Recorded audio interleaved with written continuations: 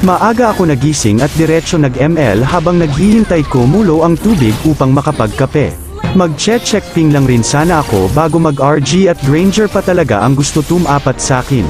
Hindi siya nagdala ng payong, hindi niya alam na aulan ng kamao. Maiba muna tayo. Marami ang nagtatanong kung paano daw ba ang combo para kay Yin. Simpleng-simple lang, first skill sabay second skill at flicker sabay ultimate upang sigurado na walang takas ang target mo.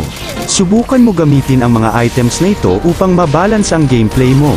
Para naman sa emblem, Assassin, Thrill para sa adaptive attack, Master Assassin para lamang ka sa 1 vs 1 sa laning at Lethal Ignition pang secure ng kill. Karamihan sa mga viewers ko ay di pa naka-follow sa page ko. Sana ay may time ka para pindutin ang follow button para lagi kang updated sa mga tutorial videos na tiyak makaka-improve ng gameplay mo. At sa tingin ko'y hanggang dito na lang muna. Sana'y may natutunan ka,